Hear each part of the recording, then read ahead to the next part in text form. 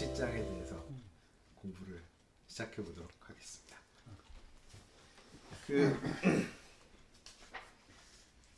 저는 이 선생님의 생명 이야기들을 익히 들어왔고 뭐 하긴 합니다만 7장 얘기는 또 색다르게 되게 좀 감동스럽게 읽었는데요.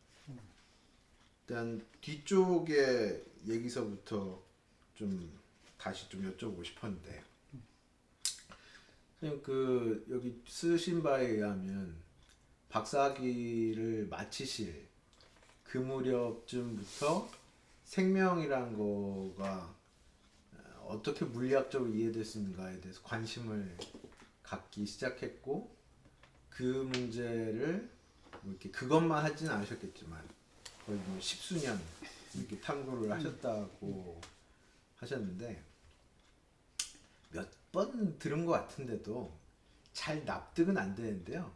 왜 생명 문제를 물리학적으로 이해하고 싶으셨는지 그것부터 좀 말씀을 여쭤보고 싶은데요. 첫째는 이 생명이라는 것처럼 중요한 게 없잖아요. 정말 중요한 건데 그걸 우리가 제대로 아느냐. 나는 이제 그 생명을 이해한다는 말을 썼어. 그러니까 이해한다는 것하고 그냥 보통 일상적인 의미의 안다는 말하고는 좀 차이가 있죠. 그러니까 이해한다는 거는 뭐냐. 우리가 더 보편적인 어떤 원칙에 의해서 그것과 연관해서 그 자리매김을 해주는 것. 이것이 이제 이해고, 안다는 거는 그냥 친근하게만 해도 안다는 거지. 그러니까 생명에 대해서 친근할 수는 있어요. 너무나 친근한 거예요. 우리 자신이 다 생명체고 주변 다 생명을 가진 존재들이 많으니까. 그럼 그걸 아는 거냐 하는 거 하고는, 그러니까 이해하는 거냐 하는 거 하고는 내 그 관점에 의하면 다른 거예요. 아주 가까운 예가, 온도는 우리한테 굉장히 친근한 거예요. 느끼지 않아요, 직접. 온도를 이해하는 행위야. 온도를 이해하는 거는 우리 지금까지 얘기했지만은 단위 에너지 증가할 때 엔트로피가 얼마나 증가하느냐 하는 것에 한 척도, 그게 뭐 역수지만, 라고 했을 때 비로소 온도가 이해된 거야. 그럼 생명이라고 하는 거 우리 친구는 하는데, 더구나 이건 중요한 거예요. 물론 온도도 중요하죠. 하지만 뭐 생명이라고 하는 것은 아주 중요해, 아주 이 본체라고 할 수 있는데, 이게 뭐냐 하는 거에는 참 복잡한 함축이 들어 있는데, 그래서 나는 생명에 관한 책을 내가 하나 썼죠. 그 책 제목을 생명은 어떻게 이해할까 하는. 그래서 이해란 말을 썼어요. 그래서 이 생명을 이해할 수 있겠다 하는 걸 느낀 것이, 조금 전에 얘기한 것처럼 내가 물리학 박사학위를 막 마치고, 그 다음에 최초로, 그때까지는 뭐 거의 모르고 있었지만 요즘 모든 사람들이 다 알고 있는 DNA가 생명체 안에서 어떤 역할을 하고 있다. 뭐 이른바 분자 생물학이라고 하는 그것이 태동할 당시에 그 책을 읽고 나서 생명도 이해할 수 있겠구나. 근데 그 전에도 생명을 내가 접근하지 못한 것은 이해가 불가능한 거라고 생각을 했어. 적어도 내가 알고 있는 이해는 물리학 정도. 물리학은 이제 이해를 할 수 있겠고, 자연의 기본 원리를 찾고 그걸 통해서 우리가 물리학에서 대상으로 삼고 있는 거를, 맞아요. 지금까지 이 책에서 쭉 내가 얘기해온 내용이, 이게 이제 내가 물리학을 통해서 우주를 이해하는 데까지 온 거죠. 그런데 그렇죠. 이제는 생명도 이해할 수 있지 않겠느냐 하는 생각이 들었다고. 그러니까 그렇다면 이렇게 중요한 건데 이걸 한번 시도 안 할 수 있느냐. 이게 이제 큰 동기라고 볼 수 있어요. 이제 그 조금만 더 여쭤보면 물리학이라고 하는 이름이 붙은 우리가 이제 그 이 세계에 대한 보편적인 보편적인 것들을 통찰해내는 알을 가지고 그러니까 그 알을 먼저 충분히 이해하고 그걸 가지고 이제 우주의 역사와 우주로부터 어떻게 물질이 형성되어서 지금 같은 세계가 만들어졌는 것까지 이해가 되었다라고 했을 때 그 전까지는 턱 막히는 게 생명 거기는 아닌가? 거기는 안 되나? 라고 하는 한계 지점으로 느끼다가 아 이제 이것마저도 이해할 수 있겠구나 이런 차원인가요? 아니면 생명은 정말 중요한데 너무 중요해서 어떻게든 알고 싶은데 그걸 이제 알 수 있게 된 거. 좀 방점이 다른데 제가 느끼기에는. 이제 전자에 더 가깝겠죠. 그러니까 중요하다고 해서 정말 중요한 거 한 가지만 따졌으면 생물학자가 됐어요. 아 그렇네요. 네, 그렇네요. 될 수가 있었는데 네. 그러나 그때 내가 본 그 생물학은 생명을 이해하는 거하고는 거리가 상당히 멀어요. 생명의 외형적인 모습 하나하나 따지고 있는데 복잡하게만 했지 뭔가를 이해할 수 하는 그런 틀이 아니더라고. 그래서 오히려 뭔가를 작지만 이해할 수 있는 길로 가는 거. 이게 오히려 물리학. 번개가 뭐냐, 천둥이 뭐냐. 이거 우리 상식적으로 아는 거에서 조금만 넘어서면 금방 이해가 돼. 무지개가 뭐냐, 이해가 돼. 개미가 뭐냐, 이거 이해 안 되는 거야. 이제 그러니까 난 개미 연구자가 아니라 차라리 이해되는 거에서 출발해서 이해하는 데까지 왔는데 이제 정말 중요하면서 이거조차도 이해가 될 수 있겠다 하는 것은 나한테는 굉장한 놀라움이고 동기를 부여한 거라고 볼 수가 있죠. 그 저렇게 이해라고 하는 말은 굉장히 의미심장한 말이네요. 글쎄 그래요. 근데 여러분들이 아마 생명을 어떻게 이해할까 하고 떡 한 책이 나왔을 때 네. 이게 도대체 뭐냐 떠오르는 생각이 별로 없었죠. 심지어 아마 생명을 이해한다는 말은 생물학자들 입에서 나온 일이 없을 거예요. 생물학자가 생명을 이해한다는 말은 감이 안 와요.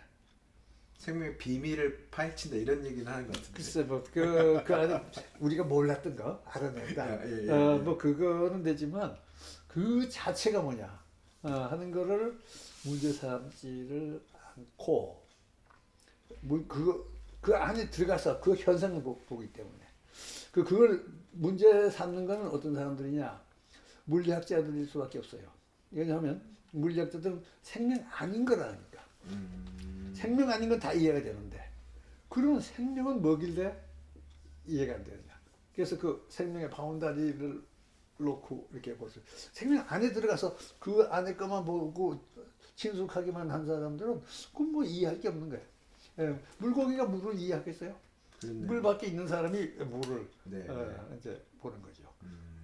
그러니까 생물학자들은 말하자면 물을 이해하는 면에서 물고기들이고 이제 물리학자들은 밖에서 이제 물을 들여다보고 있는 사람 이렇게 글쎄 뭐 조금 비교가 될지 몰라도 그거하고 비슷한 점이니까. 그 이제 그 앞에 역사 지평에서 해주셨던 말씀 좀 떠올려 보면 그 이제 그 여기에 쓰신 걸로 보면 볼츠만, 슈레딩거, 장회익 이렇게 뭔가 계통이 이어진 것 같은 느낌이 드는데요. 그게 통계역학을 이해하게 되면 아 여기에 바탕에서 생명을 이해할 수 있겠구나라고 하는 욕심이 퍼뜩 이렇게 저절로 드나요? 뭐 그렇게까지는 아니겠지. 그렇게까지는 아니겠지만은 뭐 우연이 아닐 거라고 보는데 이제 최초로 생명에 대해서 의미 있는 발언을 한 사람이 볼스만이거든. 네. 근데 그 볼스만이 최초로 엔트로피를 제대로 파악한 사람.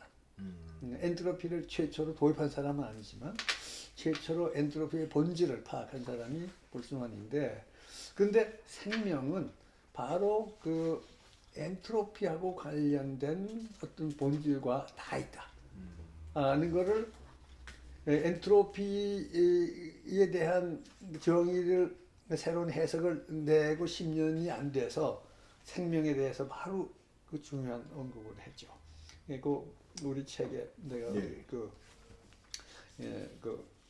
인용을 해놨는데 그 문장이 나는 굉장히 중요한 문장이라고 봐요. 그 누가 한번 저기 낭독. 승미 씨가 한번 보겠어요. 그 볼스만의 그 343 3페이지요? 쪽에 생명체가 생존하기 위해 쓰는 것은 뭐요? 여기네. 네. 생명체가 생존하기 위해 애쓰는 것은 원소들을 얻기 위해서가 아니다. 유기체를 구성하는 원소들은 공기와 물 그리고 흙 속에 얼마든지 있다. 에너지를 얻기 위해서도 아니다. 이것도 불행히 형태가 잘 바뀌지는 않지만 열의 형태로 물체들 속에 얼마든지 있다. 오히려 엔트로피, 더 정확히 말하면 부엔트로피를 얻기 위해서다. 부엔트로피를 위해서다. 이것은 뜨거운 태양에서 차가운 지구로의 에너지 흐름을 통해 얻을 수 있다. 이 굉장히 중요한 언급이에요. 근데 우리가 흔히 생각하기는 생명체는 이 원소, 음식물 네. 또는 뭐 하여간 우리 몸을 구성하고 있는 그 다음에 에너지를 얻기 위해서라고 우리가 생각을 하는데 그런데 사실은 에너지하고 이제 무관한 건 아니에요. 근데 엔트로피인데 이 말하자면 이 엔트로피는 우리가 지금까지 봤던 이런 것들하고는 차원이 다른 이제 그런 것이 중요하다. 말하자면 질서, 무질서라고 그랬죠. 그럼 생명체는 질서가 있어야 되는 거죠. 물질도 질서를 구성하지 못하면 안 되니까. 그래서 이제 그 질서가 중요한데, 말하자면 이거 엔트로피 자체는 무질서니까. 무질서의 반대 개념, 부엔트로피, 네가티브 엔트로피는 그 반대 개념으로 말하면 질서, 정교성. 그러니까 엔트로피는 정교하지 못한 정도가 엔트로피라면 정교한, 정교성을 근데 그 정교성이라고 하는 건 우리는 굉장히 초상적인 어떤 개념으로 알지만 실제로 그것은 물리적인 내용이죠. 물리적인. 근데 그것을 얻게 되는 근원 또한 아주 흥미로운 뜨거운 태양에서 차가운 지구로의 에너지 흐름 속에서 얻을 수 있다. 이제 이 얘기죠. 이게 내가 보기에는 생명에 대해서 최초로 아주 가장 중요한 발언을 한 것 같아요. 그러니까 슈레딩거의 책도 바로 이 뒷부분, 이 부분을 자기 나름대로 그냥 다시 표현한 것 같아요.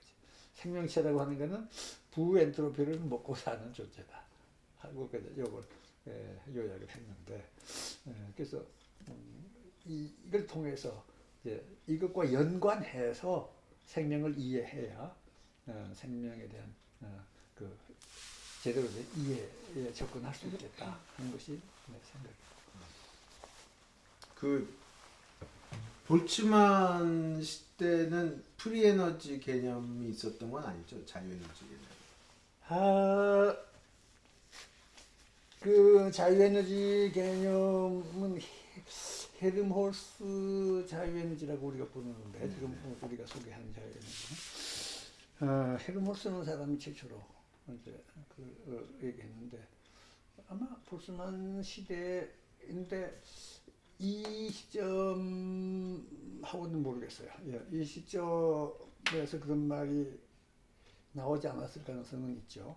근데 20세기 들어서면서 그 말이 곧 나오고 그리고 실제로 이제 요 말을 그대로 슈레딩거가 생명이란 무엇인가라는 책 속에 썼지만 이미 그때에 자기는 물리학자들한테 말하자면 그 항의를 받았다. 부엔트로피라는 말보다 자유에너지라는 말을 쓴 게 더 했는데 당신은 부의 엔트로피가 썼다 하는 그런 그 지적을 받았다고 그래요. 그러니까 그때는 이미 1943년 무렵에는 자유에너지 개념으로 생명을 이해하는 사람들이 훨씬 이제 많지는 않았지만 중요한 사람들이 있었죠. 그 슈레딩거랑 볼츠만의 이해는 거의 동일한 것이었다고. 이거에 관한 그러니까 볼츠만이 더 기본적으로 이 직관적인 포착을 했고 슈레딩거는 요 말을 그냥 소개만 했을 뿐이죠. What is Life라는 책에. 근데 그 솔직히 슈레딩거 책에서 사람들이 많이 주목한 부분은 DNA와 관련돼서 그 부호 기록이지 사실은 이쪽 얘기는 별로 사람들이 귀 기울이는 것 같지 않던데요. 그 말이 맞아요. 그래서 실제로 그 책이 이 학계에 기여한 그 내용은 주로 이제 유전 정보가 이게 도대체 뭐냐? 네. 이게 굉장히 어려운 문제였는데 이것이 물질 속에 박혀 있다. 네, 물질 속에 맞으면 거기 그 책을 읽어보면 슈레딩거의 책을 읽어보면 이 불규칙한 고체, 그 불규칙한 고체, 비주기적 고체라고 얘기해요. 그래서 그 단단한데, 근데 똑같이 주기로 이렇게 반복이 되면 정보가 담길 수가 없거든. 아 그런 건가요? 그러니까 책 속에 가짜만 처음부터 끝까지 가가가 해서 끝까지 가짜만 썼으면 이 책은 아무 정보가 없는 거죠. 그러니까 이 글자들이 적어도 물리적으로 보면 불규칙하게 적혀 있기 때문에 정보를 담는 거거든. 그러니까 우리 몸 속에 있는 어떤 그 고체 단단한 그런 이 물체 속에 불규칙하게 비주기적 주기를 벗어난 어떤 것이 담겨서 그것이 정보 노릇을 한다. 이제 이런 얘기예요.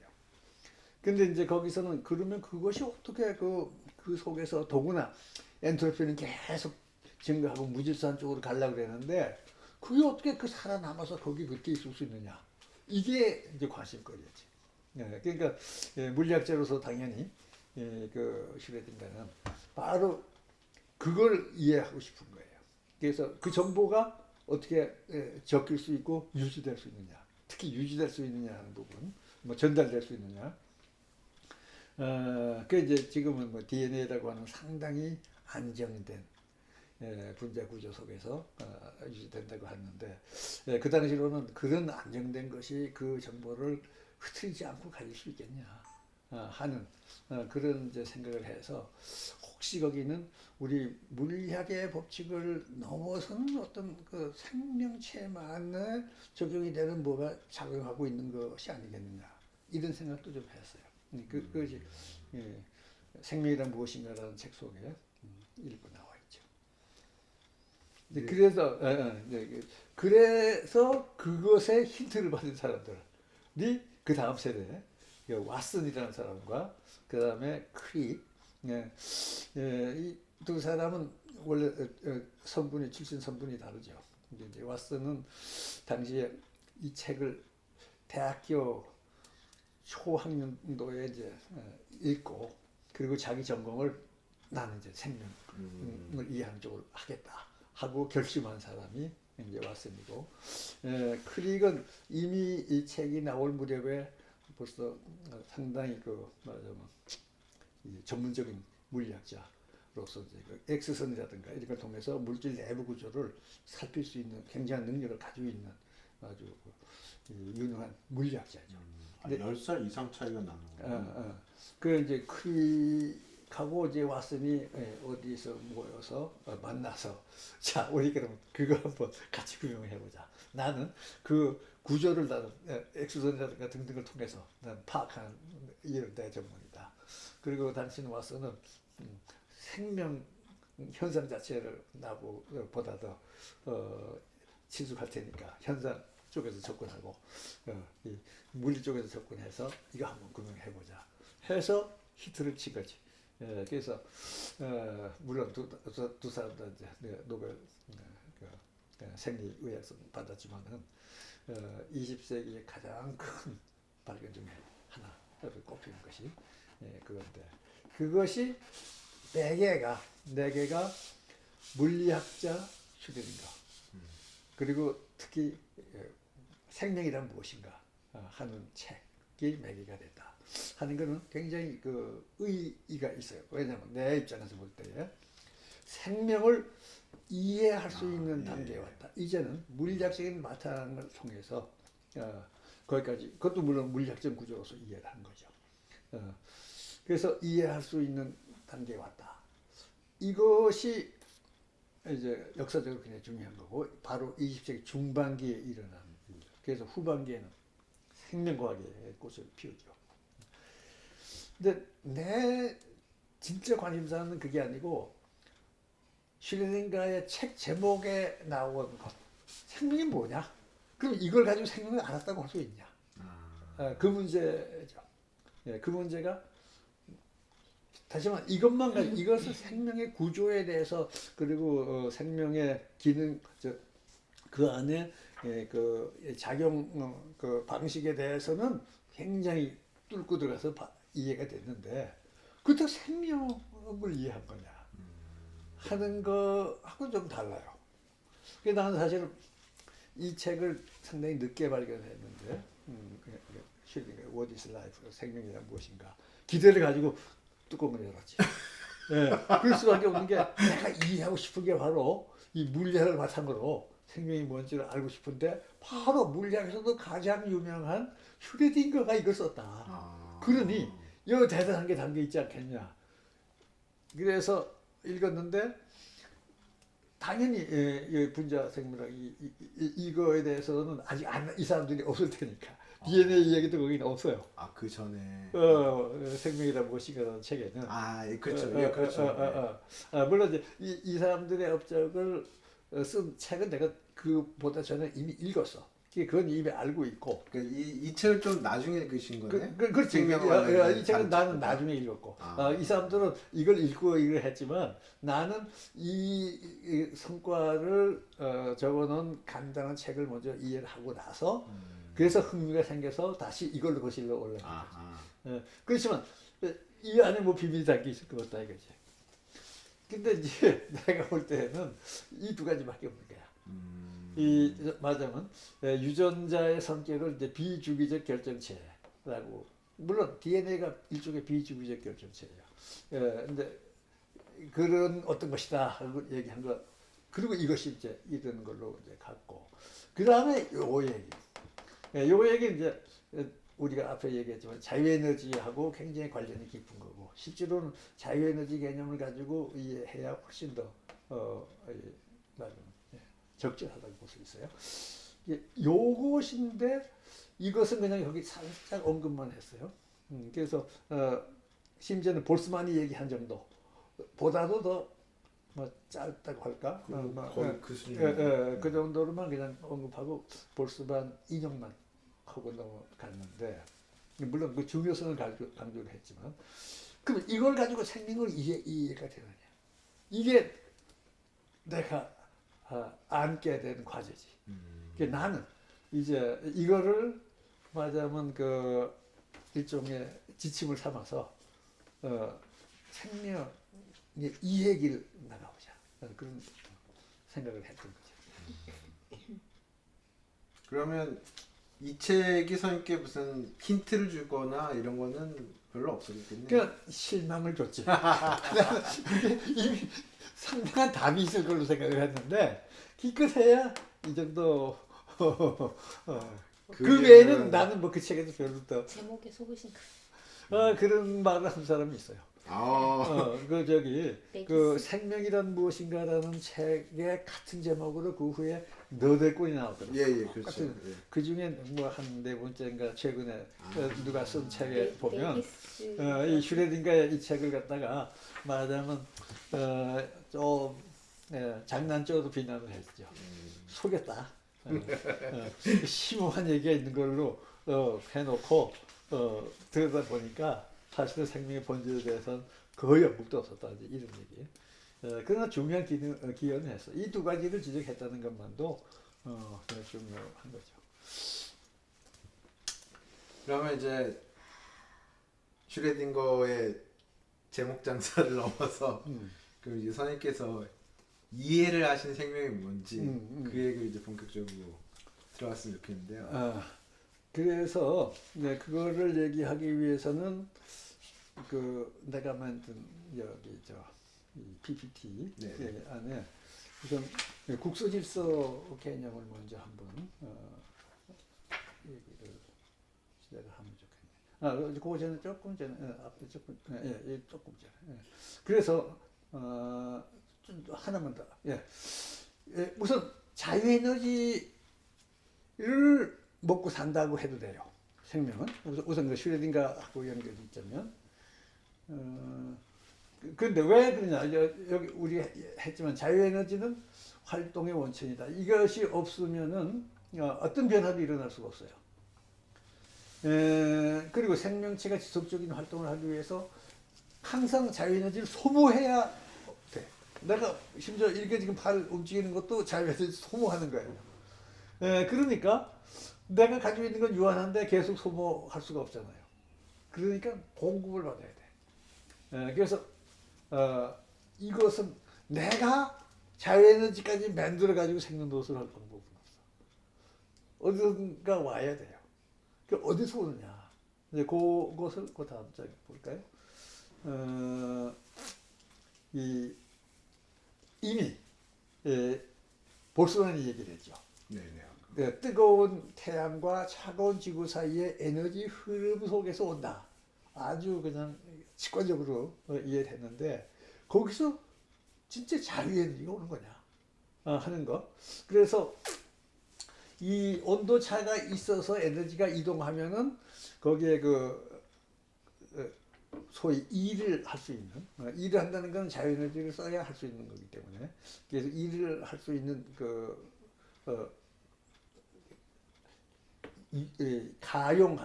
사용할 수 있는 에너지가 나올 수 있는데 실제로 우리가 지구에서 우리 생명체들이 받아 쓰는 그 자유 에너지는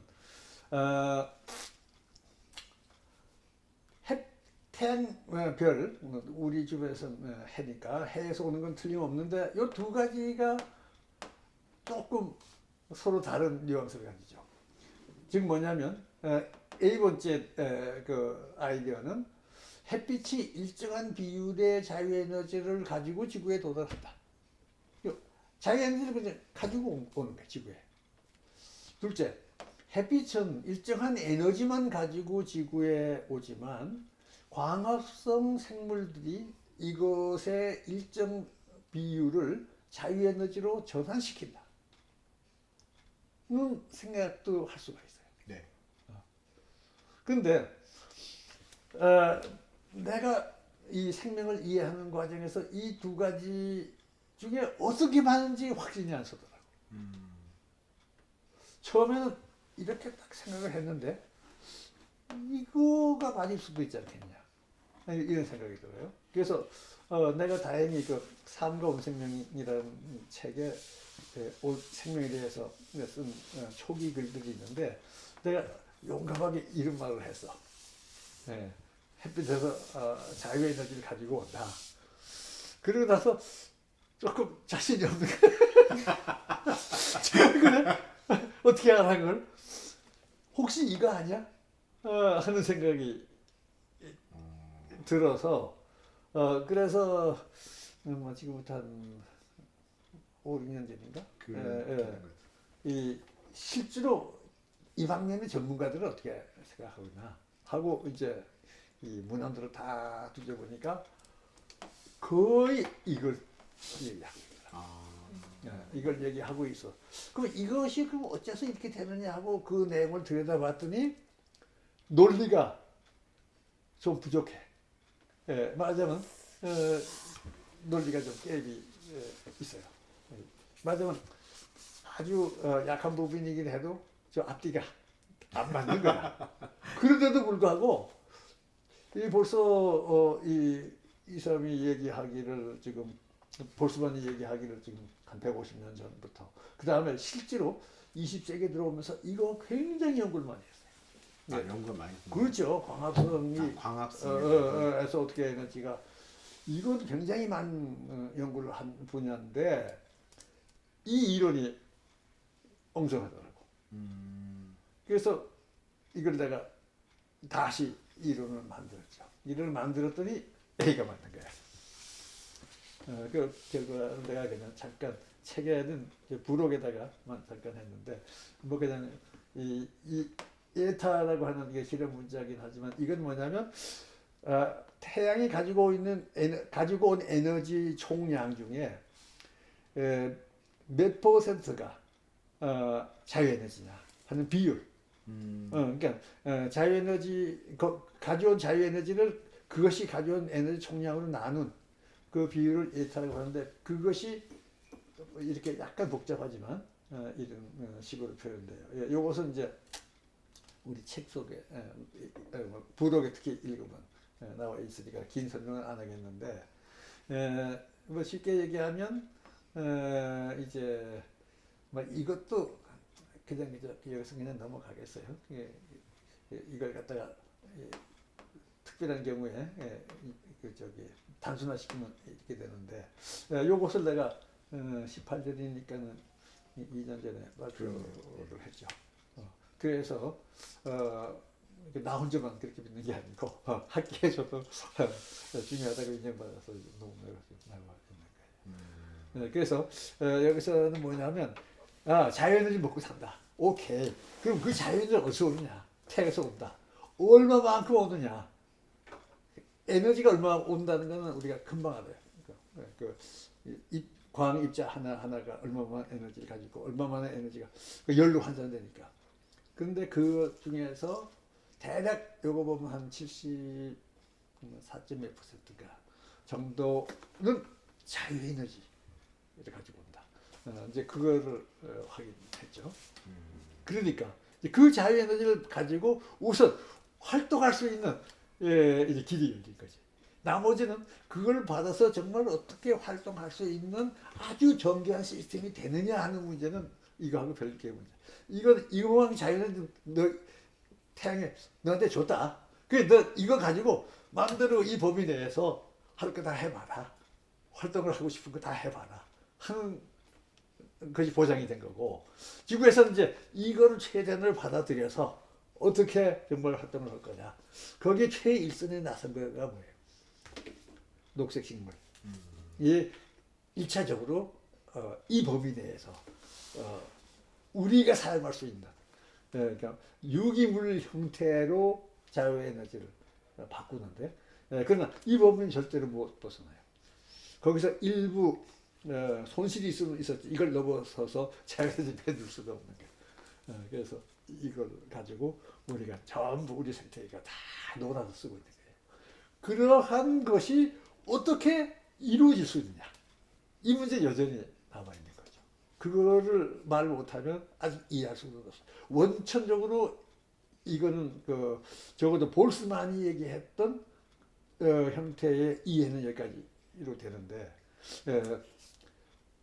구체적으로 어떤 것이 어떻게 돼서 그걸 할 수 있느냐. 이 문제가 남은 거예요. 그 우주상에 온도차가 아주 큰 두 지점이 있다고 하면 그 온도차에 의하면 뭐 자연스럽게 에너지가 흐르게 되는데 그때 항상 일정 비율로 자유에너지가 포함돼서 온다 이렇게 할 수가 있나요?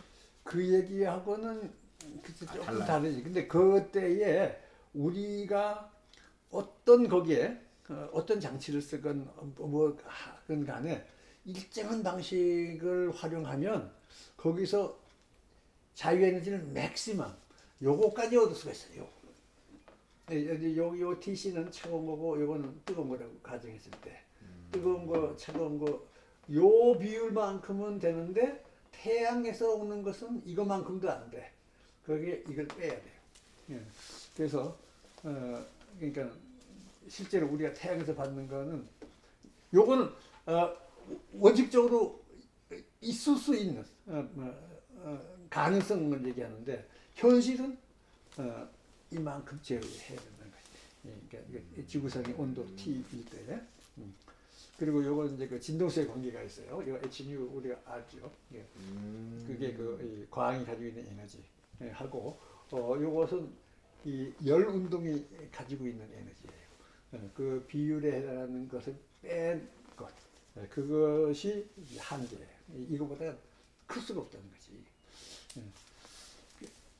저 태양에서 지구 빛의 형태로 올 때는 이제 그렇다는 걸 내가 이제 보인 거죠. 그럼 그 항상 그 조건마다 다른데 우주 내 에너지 흐름에는 자유 에너지가 포함되어 있다 이렇게 볼 수 있나요? 예, 그런 셈이지. 그러니까 별들이 다른 차가운 항성으로 빛을 이렇게 보내잖아요. 예, 그러면 거기에는 이런 정도의 자유에너지가 가지고 가는 거예요. 그럼 자유 에너지 우주 내 어떤 경우에도 자유 에너지 원천은 우주 안에서의 항성으로부터 차가운 데로 흐르는 거기에서만 원천이 있다. 뜨거운 데서 차가운 데로 갈 때. 뜨거운 데 차가운 데로 가면 그것이 뜨거우니까 이제 그렇게 되는 거고. 근데 이제 특히 이게 뜨거운 데서 가는데 광자라는 형식, 빛이라는 형태로 갈 때는 이렇게 되는 거고.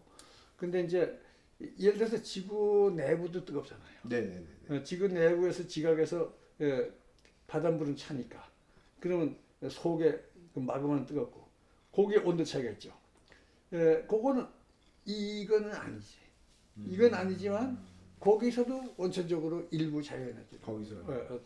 그러니까 초기에 지구상의 이 자유에너지를 얻은 생명체는 혹시 그거를 얻는 데서 출발했지 않은가 하는 생각도 해요. 왜냐하면 이거에서 얻는 방법은 녹색 식물이라고 하는 굉장히 정교한 거가 만들어지고 가능했으니까 오히려 처음에는 그랬을 수가 있어요.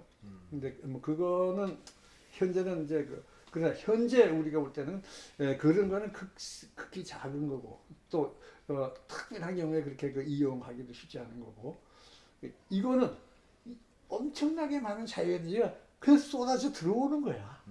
이거 다 우리가 활용 못해요. 엄청나게 지금 쏟아져 들어와 공짜로. 그러니까 녹색 식물만 턱 대면 녹색 식물 공짜로 얻는 거지. 태양 자유에너지를. 바로 그런 거예요. 그러니까 우리는 모든 걸 다 돈 주고 사야 된다고 생각하는데 태양은 우리한테 무료로 이걸 보내주고 있어요. 선생님 그러면 지구에 오는 자유에너지 말고 나머지 들어오는 거는 어디로 가는 거예요? 다 오는 건 아니죠. 아니 이제 태양에서 나오는 다른 그 빛들은 어디로 가느냐? 아니 그러니까 예를 들어서 그러니까 제가 생각해보면 중간에 뭐 흡수되거나 반사되거나 이런 게 있을 텐데 선생님 이제 지구가 쓰는 저 가용률 계산에 나오는 저 값은 반사되는 것도 다 빼고 아니지. 그러니까 그런 게 없다고 치고. 반사되는 거 없다고 치고요. 그렇지. 그럼 지구에 여기 싹 다 오는 지구 여기 전체가 다 흡수된다고 치고. 온도 차이만으로 계산하는. 뭐 그런 셈이지, 맞아. 그런 셈이고 이것 중에서 이제 녹색 식물이 이걸 갖다가 활용하는 거는 상당히 작은 거고. 네. 그다음에 여기 저 태양광 전지, 태양 발전 누구도 쓰고 있고 대기의 움직임. 네. 이것도 일종의 일부의 자유에너지. 이게 대기에서 이제 그런 형식으로 또 쓰이기도 하고. 뭐 하여간 지구상에 상당히 많은 활동 가능한 것들이 여기에 근거하고. 바로 반사되는 것도 포함이 되고 들어와서 한번 육지까지 근데 여기서 왔다가 반사된 여기서 발사된 건 내가 따로 고려 안 했어. 일단 하여간 지구에 들어오는 것만 이렇게 이제 얘기했고 이제 그 발사되면 이제 그만큼 빼야 되겠지.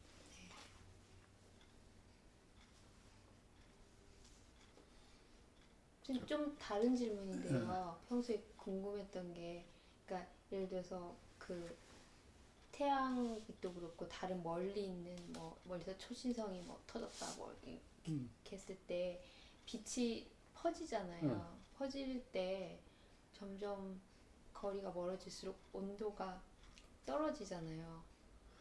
빛의 예, 예. 강도가 그러니까 그 빛의 양이 네. 그러니까 진동수는 거의 변함이 없어요. 그러니까 단일 광제가 가지고 있는 요것은 요 Hν 네. 요 값은 거의 같은데 이것도 이제 물론 도플러 효과 때문에 이제 멀어지면서 오느냐 뭐 다 차이는 있지만 그건 중요하지 않고 그런데 이게 많이 이게 퍼지니까 멀은 멀수록 이 단위 면적에 닿는 네. 빛의 그 양 숫자 광자의 숫자가 줄어드는 거예요.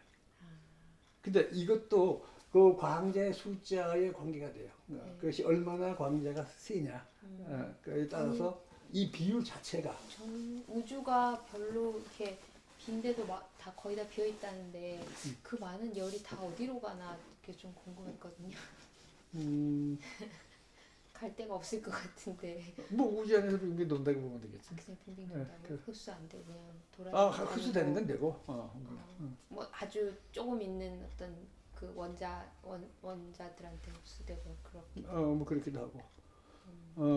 그러니까 빅뱅 이후에 38만 년 네. 이후부터는 빛이 네. 흡수가 안 되고 갈 수 있는 상당한 그 양이 투명하게 갈 수가 있잖아요. 네. 그것이 지금까지도 그러니까 넓어지니까 점점 그 받는 면적이 넓어지니까 이렇게 열이 물론 그것도 있지만은 그건 이제 그 한 군데서 이렇게 퍼질 때 얘기고 네. 뭐 전체에서 사박 나올 때는 이제 뭐 그런 얘기를 거의 안 하게 되겠지만 그러니까 그 우주 백행백사는 모든 전체에서 이제 나오는 거고 네.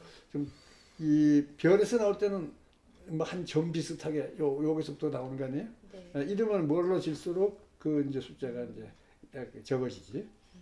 그렇게 되면 그게 약하게 되면 이 비율 자체가 네. 또 떨어져. 이게 또 이게 재밌는 건데 이 비율이 그냥 아무리 작아도 그 포트 하나에 대해서도 요거만큼의 에너지가 가느냐 이제 그게 아니고 그 밀도가 작아지면은 이것도 확 떨어진다고.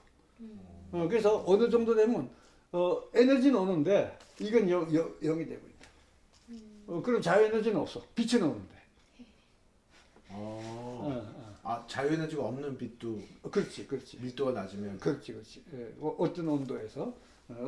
그러니까 다시 말하면 지금 우리 태양은 이제 저렇게 해서 그렇지만은 더 멀리서 오는 별에서 네. 에너지는 오지만 자유에너지가 없는 게 있어요. 그러면 어떻게 되나 하면 그 빛을 볼 수도 없어. 예? 자유에너지 없으면 볼 수도 없어요? 그렇지. 자유에너지가 있어서 어떤 작용을 해야 우리한테 보는 것까지 가능한데 자유에너지가 없으면은 에너지는 오는데 볼 방법이 없지. 그럼 어떻게 탐지해요? 그런데 망원경은 그걸 다시 포커스 시키잖아. 포커스 시키면 밀도가 커지지. 그래서 볼 수가 있는 거야. 그러니까 망원경을 안 쓰고 그대로 그 빛만 통과시키면 에너지는 뭐 작지만 오는데 볼 수가 없어요. 그래서 이 식이 이 천문 관측에도 굉장히 중요한 역할을 할 수가 있는 거예요. 우리가 볼 수 있느냐 없느냐. 볼 수 없는 빛은 자유에너지가 없다. 그러니까 자유에너지가 없으면 볼 수도 없다. 자유에너지가 있어야 뭔가 작용을 하는데 작용을 못 하는 거지.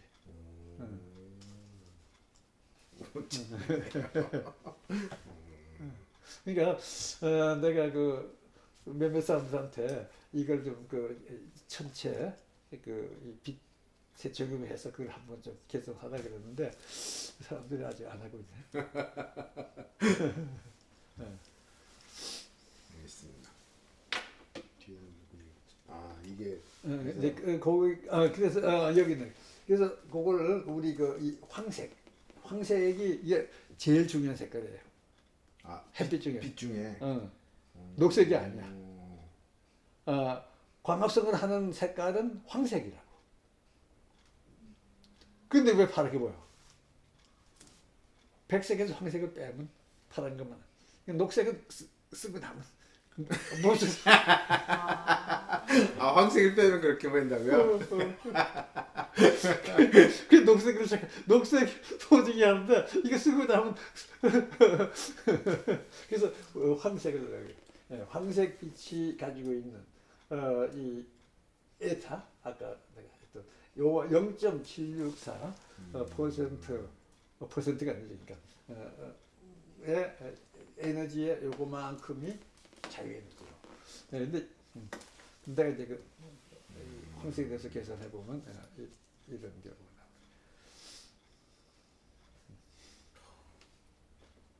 나옵니다. 그 여기서 그러니까 지금부터 이제 그 중요한 게 그 준안정 상태라는 거예요. 이게 다시 말하면 모든 게 다 가장 자유에너지가 낮은 상태에 있는 게 아니야. 그렇게 되면 아무 구분할 수 있는 게 없어요. 엔트로피가 맥시멈이 되고. 그러면 어떻게 되냐면 그 중에 일부는 자유에너지가 여기가 제일 낮은 상태거든. 그래서 이제 여기 있으면은 1로 떨어지려는 확률이 이게 우연히 이리 가는 확률보다가 훨씬 크죠. 그러니까 이제 이렇게 올 텐데 그런데 여기에 있는 것들이 있다고. 왜냐하면 아까 얘기했지만은 이 장벽을 넘어야 이게 오는데 이 장벽이 크면 요 안에서 갇혀서 요 안에서의 움직일 수 있는 데서의 가장 낮은 데 있지.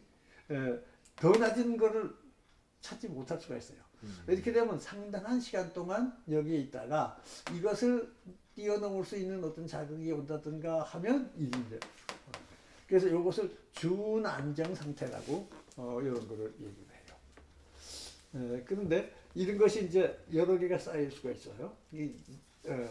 지금 이게 상징적으로 그린 거지만 이게 이렇게 하나의 실제 물질 입자라고 하면 다음에 이런 게 물질 입자가 여러 개가 여기 와서 쌓여서 이게 하나의 어떤 형태를 가질 수도 있지.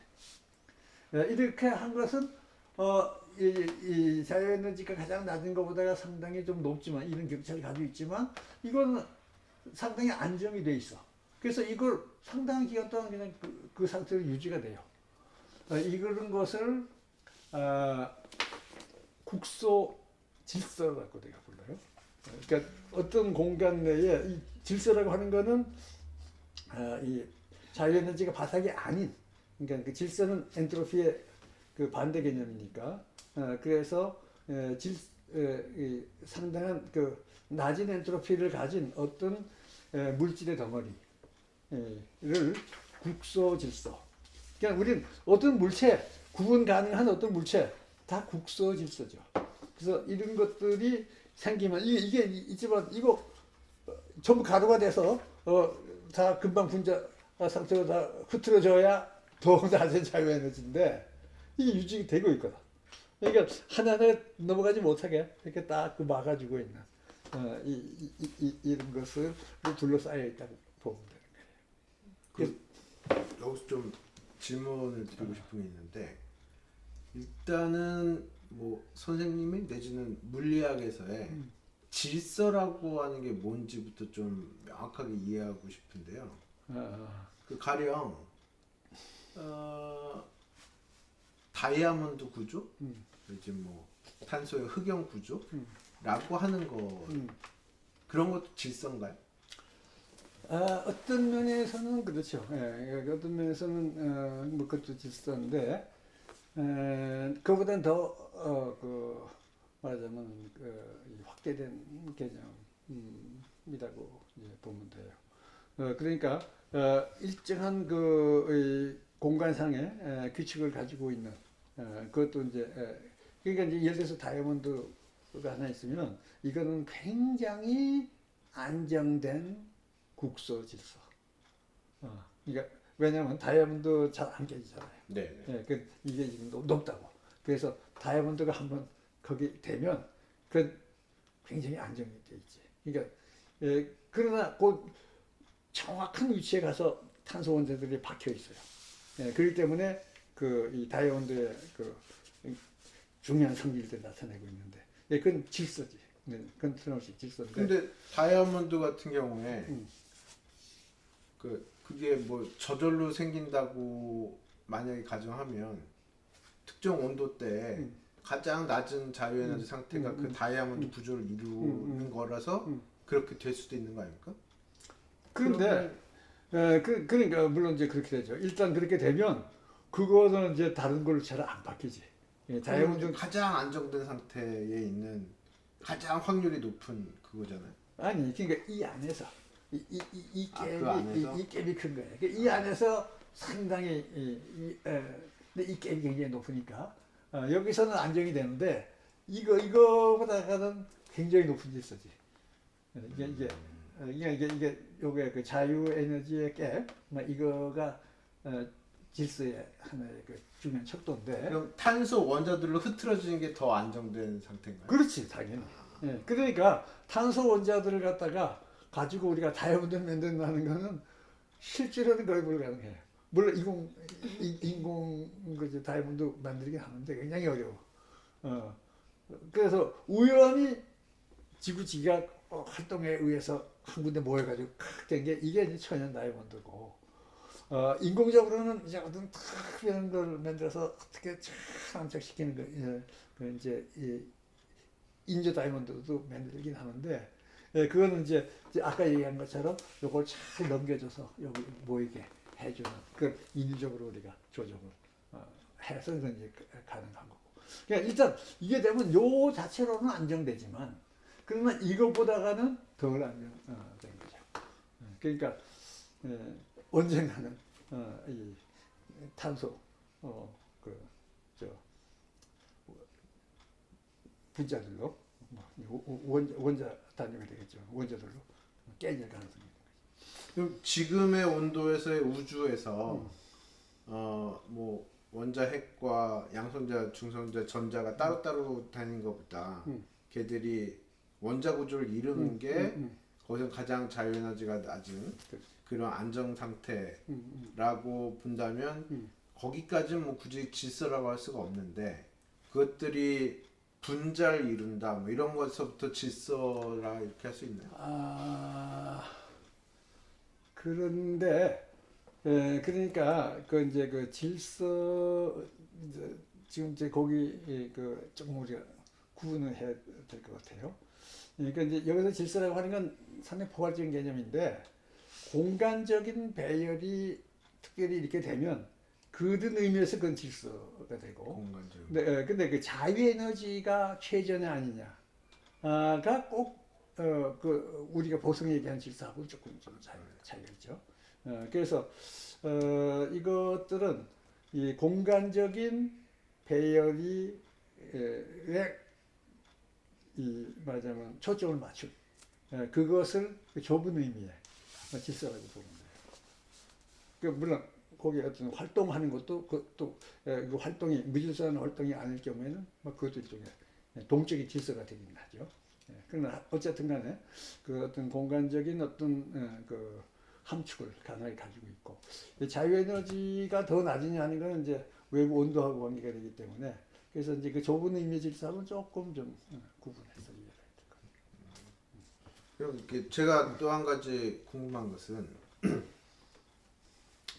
그 동력학 안에서는 논할 수 없는 그런 것들 있지 않습니까? 온도도 통계학적으로 그러니까 여러 개의 입자들이 모여 있는 상황에서 이제 비로소 나타나는 현상, 무슨 뭐 정의될 수 있는 것이지 동력학적인 대상들 속에서는 없는 거라고 하면, 그러니까 온도도 그렇고 엔트로피도 그렇고 뭐 그런 것들이 이제 있는 것 같다는 걸 이제 좀씩 생각하고 있는데요.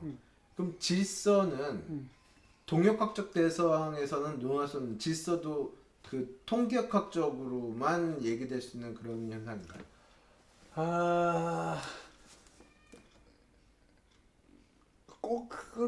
그렇게 나누는 것이 적합하지 않을 수는 있어요.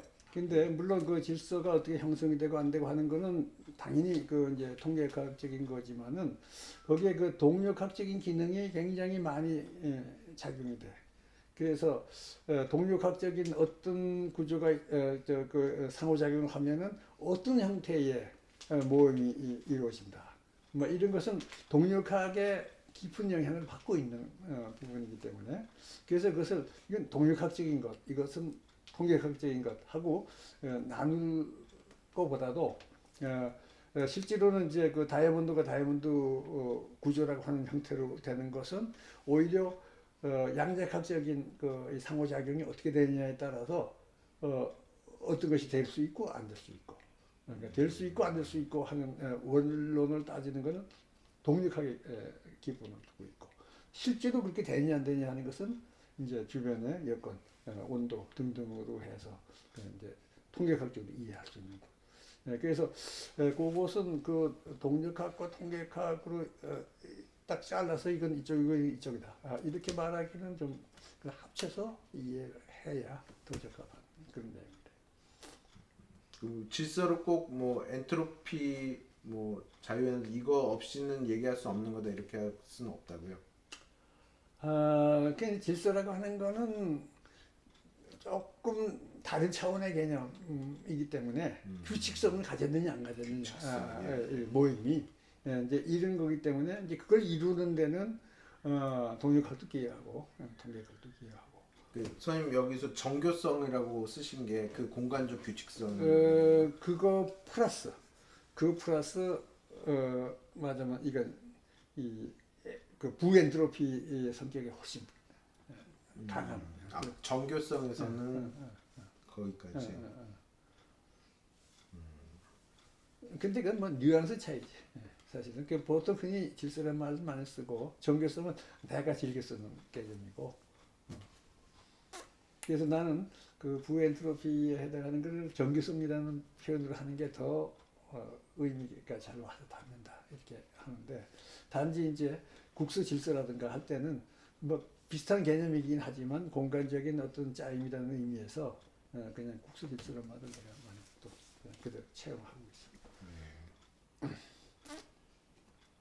자, 그럼 그 다음 좀. 네. 자, 그러면 우리가 대표적인 뭐 편의상 대표적인 두 가지 국수 질서를 든다면은 돌조각들이죠. 돌조각들 국수 질서지. 그 모여가지고 안 변해요. 상당하게.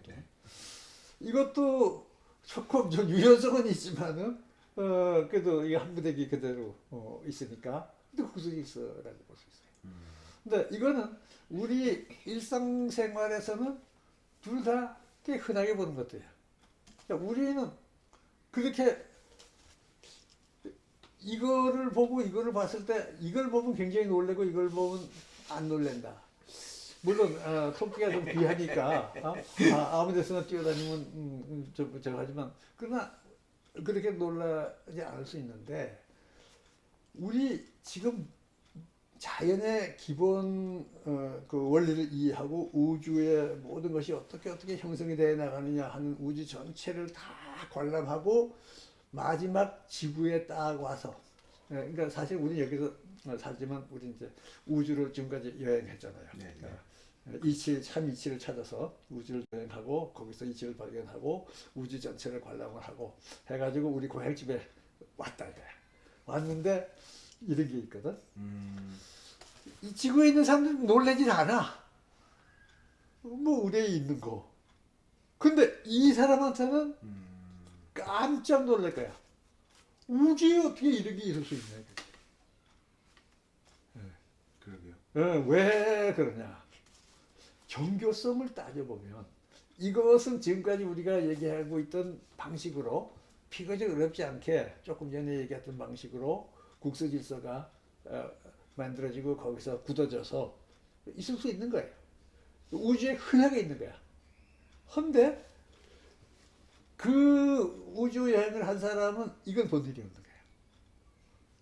딴 데 있는 것이 아니고 바로 우리 집에 오니까 이게 있는 거야. 근데 우리 집 사람들은 낮잠만 자. 한 2, 3분 자고. 그 얘기가 바로 우리 집에 도저 했다는 그 그림의 상징인데 그 과감의 시. 그 사람들은 여기서 그냥 와 보니 너무도 그냥 그저 관심이 없는 거야. 근데 정말 이걸 이해해야 되는 거거든. 이게 어떻게 가능하냐? 이 우주를 여행하고 온 사람은 이거를 가볍게 볼 수가 없어요. 이 정교한 정도, 이게 정교한 정도를 이 돌이 정교한 정도에 비하면은 이건 천문학적인 숫자 가지고 안 돼요. 이것의 정교한 정도가 1이다 그러면 이것의 정교한 정도는 10에다가 1000억, 어깨 위에 1000억을 10에 1000억을 곱한 무슨 말이야? 동그라미 1000억 개 정도의 정교성을 가지고 있는 거라고 이거는. 이거에 비해서 이런 엄청난 정교성을 가진 것이 자유자재로 왔다 갔다 하고 돌아다닌다 이거지. 우리 지구상에. 이게 생명의 문제야. 맞으면 물리학자 눈에 비친 생명의 문제라고. 이게 이해 안 되면 생명이 이해 안 돼. 이거 어떻게 이해할 거냐? 그렇게까지 정교한 건가요? 그렇지. 그러니까 우리는 글쎄 우리 일상 사람들은 너무 당연해서 하등에 놀랍지 않지만 물리학을 탁 이해하고 지금까지 다른 거 모르고 이 책을 처음부터 끝까지 여기까지 탁 이해했다고 생각해요. 그리고 이걸 보라고. 이게 어떻게 나오나? 일단 인공세포 만들기도 쉽지 않으니까. 그래서 우리 그 이해 다음으로 갑시다. 그게 어떻게 어려우냐? 여기 예를 하나 들었어요. 지금 요거 하나 국소지수야. 어떤 그 틀에 지금 박혀 있죠. 네. 이거가 그냥 그저 떠돌아다니는 물질, 뭐 원자, 분자라고 생각하고 이게 이제 바탕에는 이렇게 많아. 여기까지는 문제가 없어. 여기가 지금까지 우주가 식어오면서 많은 물질이 뭐 생겼다고 다 흩어졌다고 해서 이런 것들이 이제 충분히 있죠. 있는데 우연히 이게 만들어질 수는 있어. 아까 이제 얘기했지만은 이것이 높은 데로 올라갔다 떨어지고 올라가기는 어렵지만 떨어지기는 쉬워요.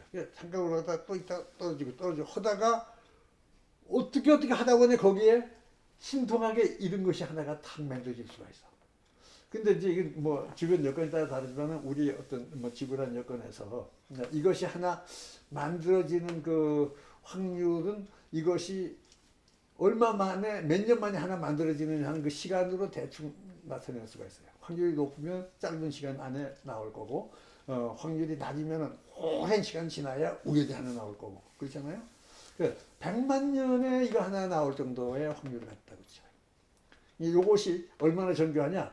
이것들이 우연히 떠돌아다니다가 100만 년 동안 떠돌다가 보면은 이거 하나 나왔다.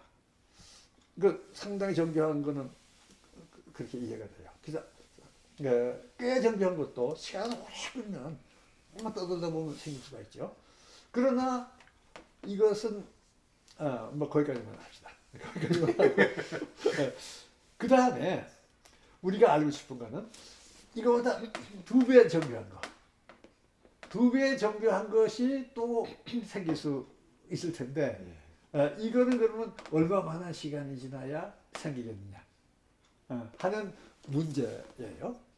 근데 여기서 힌트는 뭐냐면 이것이 하나 생기고 계속 이 자리에 늘 하나 있어. 생기고 없어지지 않아. 근데 이거 가설이죠. 왜냐면 100만 년에 생겼지만 한 2, 3일은 깨져 없어지는 건데 아직 그냥 계속 있다고 가정하자고. 계속 있다고 가정할 때 이것이 또 생길 확률은 또 100만 년이 걸린다고 가정하자고. 그러니까 이게 계속 있으면 200만 년이면 이거 하나 생기는 거예요. 근데 문제는 이게 계속 이 자리에 있느냐? 아니거든. 이거 만들어지기는 어렵지만 깨지기는 쉬운 거예요. 웬만한 장비를 가려도 이거 넘어가서 이거 만들어지는 건 굉장히 어렵지만은 깨지는 것이 어려워요. 그래서 가정하기를 100만 년에 이거 하나 생겼지만 2, 3일이면 3, 4일에도 좋아요. 3, 4일이면 깨진다. 이렇게 가정. 3, 4일이면. 자, 그러면 왜 3, 4일이냐? 1년에 100분의 1이면 며칠이에요? 3.2 3.65일. 3.65이면 깨진다고 가져가자. 네. 그러면 100분의 1년에 깨져. 계산을 하기 쉽네. 네. 그래서 내가 3, 4일. 네.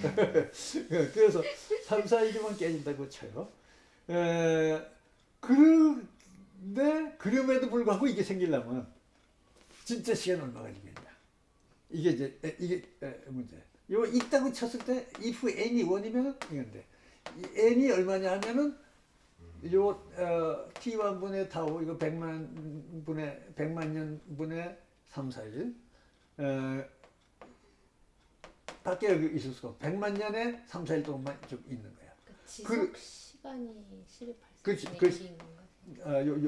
요거 지속 시간이 아까 3, 4일이라고 하셨죠? 3, 4일인데 이게 100만 년이 하나 네. 생겼기 때문에 요 B는 B는 요거밖에 없어요. 그러니까 여기 있을 확률은 18승분의 1밖에 없거든.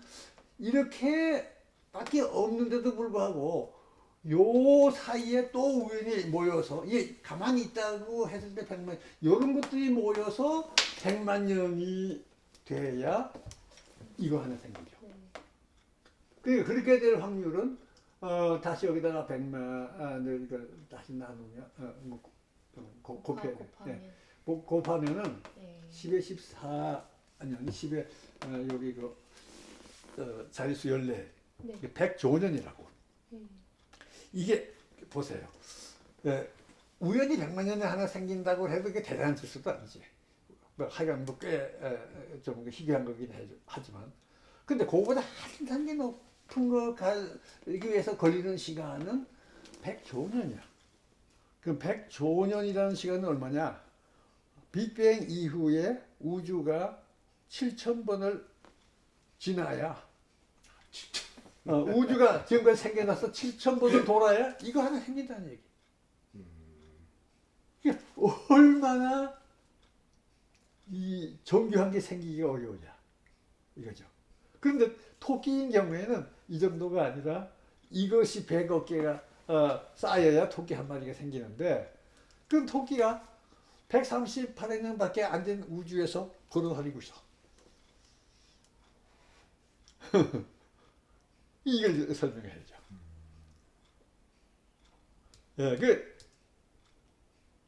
힌트 키가 어디 있냐? 열쇠만. 그 다음에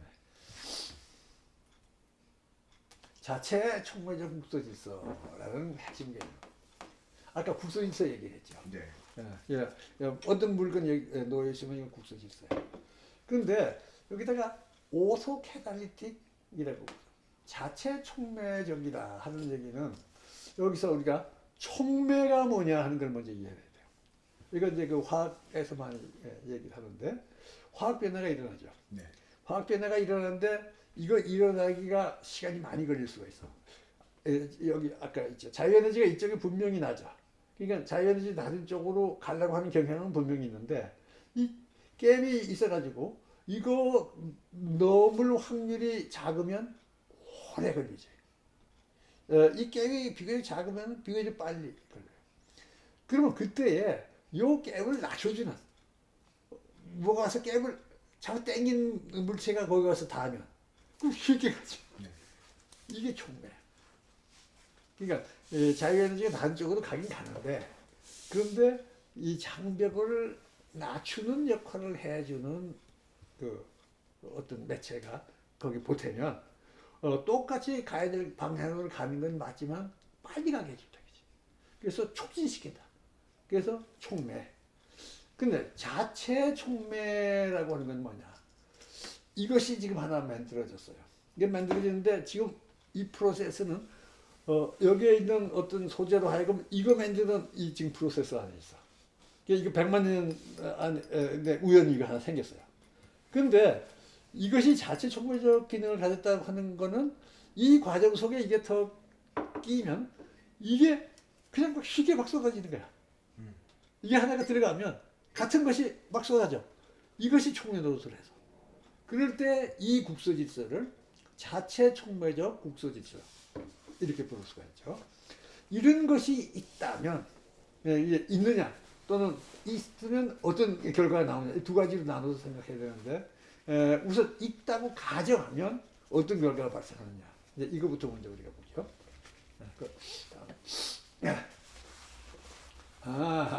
이 순서가 바뀌었나? 어떤 경우에 자체 총무적 구성 질서가 되느냐를 먼저 설명을 하고, 그럼 그게 있으면 어떻게 되는 것 다음에. 지금 이거를 구성하고 있는 구성 요소들이 이런 것들이 이제 바탕 질서 속에서 떠돌아다녀요.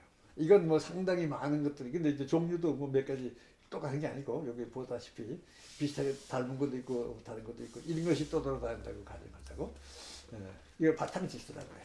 근데 그 중에서 요거 빨간 거하고 노란 거는 서로 친화력이 있어요. 또 이 파란 것끼리도 서로 또 친화력이 있고, 요건 뭐 다른 거고. 지금 아까 복잡하게 했지만 이 5종류였거든. 그게 5종류인데, 요거는 만나면은 상당한 기간 동안 붙어 있다가 특별히 어떤 그 외부의 자극을 받지 않으면 잘 안 떨어지는. 요것도 그렇고, 이것들 사이에는 그런 게 없어요. 이러한 5종류로 구성이 돼 있었다고 가정을 해봐요. 그러면 이제 어떻게 될 수 있느냐, 그 다음은 100만 년이 지났더니 이것들이 이러한 구조로 연결이 됐다 이거야. 그리고 요것도 요런 구조로 됐는데, 요끼리는 전부 서로 친화력이 있는 것끼리 이렇게 만났어요. 뭐 하여간 이거는 이게 하나 먼저 만들어지면 이건 쉽게 만들어질 수도 있고, 뭐 하여간 그건 중요하지 않아. 어쨌든 이 둘이 함께 이렇게 맺어서 맞서게 됐다.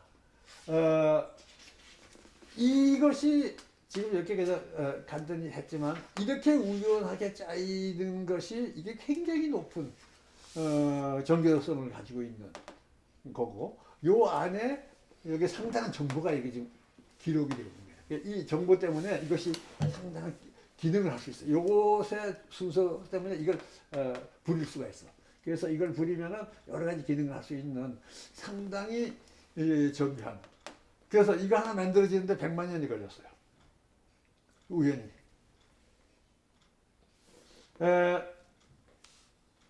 그리고 특히 이 감마라고 하는 건 요 간격을 조절하는 기능 중에서 여러 가지 있겠지만, 요 간격을 좁혔다 넓혔다 할 수가 있다고 가정해봐요. 자, 이렇게 되고 이 주변에 바사 질서가 막 흘러 들어온다고 가정해. 그러면 어떻게 되느냐? 그 다음 거기에 이게 지나가죠. 이게 간격을 넓혔고, 이게 원래 있었고, 이런 것도 지나가고, 이것도 지나가요. 이렇게 막 한참 흘러가면은 요 친화력을 가진 걸 우연히 만나면 붙어 있게 돼요. 그렇지 않은 거는 그냥 패스할 거고. 그래서 그 다음 순식간에 요 친화력 가진 걸 이미 다 여러 개 지나가다 보니까 이런 게 다 섞여 있었기 때문에 이게 되고, 요쪽도 마찬가지로 이거 만들어졌어요. 그리고 요것들은 이제 이게 있으면은 넓혔다 좁혔다 하는 기능을 요거는 할 수가 있어요. 그렇게 되면 다음 똑같은 게 둘이 된 거지. 그러니까 하나가 따로 만들어지려면 100만 년의 기간이 필요한 엄청난 말하자면 어려운 확률을 가지고 있는데, 하나만 있으면 바로 이런 메커니즘 때문에 순식간에 이게 만들어요. 하루 이틀에 이거 둘이 돼버려요. 그래서 자체 총괄적 기능을 한 거예요. 왜냐하면 처음에 이거 있었기 때문에, 요렇게 있었기 때문에, 이것이 이 프로세스에 가서 놓였기 때문에 이런 둘이 나온 거예요. 그래서 자체 총괄적 국소 질서의 하나의 사례가 된 거죠. 그렇게 되면 그 다음에 보세요. 처음에 요거 하나 만들어지는데 100만 년이 걸렸는데, 하루 이틀 지나니까 2개가 됐고, 또 각각이 이것도 똑같으니까 똑같아요. 이것도 자체 총괄적 국소에 있어요. 그러면 그 다음에 또 이렇게 되고, 또 이렇게 되고, 이건 뭐 순식간에 가서 예를 들어서 2달을 지나면 10만 개가 될 수 있어요. 아마 하루 이틀이면 계산해보면 2달 지나면 10만 개가 돼요. 10만 개 더 갈 수도 있는데, 우리는 수학자가 아니고 물리학자거든. 수학자는 뭐 억득하고 하겠지만, 우리는 지구가 유한하고 지구상의 물질이 유한하다는 걸 알기 때문에, 그래서 공간이 유한하기 때문에 10만 정도가 되면 이제 더 이상 만들어질 소재도 좀 딸리고 해서 그 정도로 더 불어나지 않는다. 그러나 주느냐? 주는 정도는 보상해 줄 만큼은 생겨나지. 그래서 그때부터는 그저 거의 10만에서 뭐 플러스 마이너스 뭐 얼마 해서 거의 비슷하게 유지가 되네. 예, 이렇게 해서 아까 우리 그 문제를 봐요. 예, 그 다음 바로 이게 자체 청구적 국소 질서라고 이번에 가정해. 그러면 아까 우리는 이게 하나 있을 때에 100만 년 지나면 이렇게 간다고 그랬고, 실제로 이게 자체 청구적 국소 질서가 아닐 경우에는 이것은 이 뭐 100억분의 1의 확률인가로 있다가 없어지는데, 이번에는 계속해서 10만이 여기 있는 거야. 10만 개가. 10만 개가 여기 있으면은 요거 하나 타고 일이 넘어가서 이게 될 그 시간이 이 100만 년이지만, 이번에는 10만 개 중에 어느 어깨를 타고 넘어가도 이게 될 수가 있지. 그래서 이 시간이 10만 분의 1로 줄어들어요. 그러니까 100만을 10만으로 나누면 10년. 10년. 매 10년마다. 그러니까 다시 말하면 자체 청매적 국소 질서가 아니고는 100조 년이 걸렸던 이 정교한 국소 질서가 자체 청매적 국소 질서였기 때문에 매 10년마다 하나씩 생긴다. 그러니까 우주 역사 7,000번이 지나야 한 번 일어날 기적이 매 10년마다 생기고, 그리고 요거 또한 자체 청매적 국소 질서. 이것도. 그렇게 되면 자체 청매적 국소 질서가 이번에 또 다시 10년마다 또 한 단계 높은 걸로 가고 해서 계속 쌓이는 거예요. 왜냐면 10만 가정했지만 이것은 한번 10만이 되면은 특별한 뭐가 없는 한은 계속 유지가 되는데, 또 다시 또 다른 것이 그 위에 또 10만이 또 있어요. 이게 거의 누적이 되거든요. 누적이 되니까 이 기적은 한 기적에서 더 높은 기적, 더 높은 기적으로 계속 쌓이는 거예요. 그래서 40억 년 동안 쌓였다. 그리고 10년마다 엄청난 기적이 일어났다. 그러면 그 기적의 횟수가 얼마가 되겠어요? 40억 년 동안 매 10년마다 기적이 일어났어. 그럼 그 기적이 몇 번 일어난 거예요? 4억 년. 4억 번의 기적이 일어난 거죠. 그러니까 4억 번의 기적이 일어나서 그것이 쌓이면 토기가 된다. 4억 번의 기적이 쌓인 결과죠.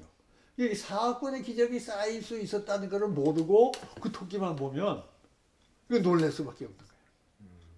그래서 실제로는 4억 번의 기적이 누적이 돼서 나타난 결과거든요. 이게 핵심이에요. 그러니까 다시 말하면 우리가 보고 있는 생명체들이 하나하나가 엄청나게 정교한 것들인데, 그 하나만 따로 놓고 보면 도대체 이게 확률적으로 있을 수가 없지만, 이것이 만들어지는 전 과정, 그리고 현재 그것 자체까지도 이것이 자체 총괄적 기능을 가진 존재인 경우에 그런 놀라운 일이 있을 수 있다 하는 거죠. 이것이 이제 어떻게 해서 토끼가 지구상에 걸어 다닐 수 있냐 하는 거죠. 그런데 이제 그러면 이제 이것을 다시 정리해 보면 이제 거기 두 가지가 있어요. 하나는 그런 과정을 거쳐서 있을 수 있게 됐고, 계속해서 무상으로 자유에너지가 쏟아져 들어와. 그러니까 그 자유에너지를 가지고 얼마든지 필요한 활동을 해. 근데 그 활동이라는 것은 그걸 유지시키는 데 쓸 수 있는, 그리고 그걸 더 확장하는 데 쓸 수 있는 활동이 가능해. 그래서 자유에너지는 무상으로 엄청나게 들어오고, 이제 자체 총괄적 국소 질서에 의해서 큰 정교한 것이 생기면 그 정교한 것이 바로 자신을 유지하기에 유리한 구조와 활동으로 바꾸게 되면 우리가 보고 있는 생명 현상이다. 이런 거죠. 그걸 이해하지 못하면 생명을 이해 못한 거라고 봐요. 적어도 우리 물리학 시각에서 보면 아무리 생명 속에 들어가서 생명을 파헤치고 있지만 그 사람들은 우리가 볼 때는 생명 이해 못하고 거기 있는 사람이다 하고 생각할 수가 있어요. 왜 어떻게 해서 그것이 이렇게 나왔냐 하는 것을 자연의 기본 원리에서 출발해서 이해할 때에 생명이 이해가 된다.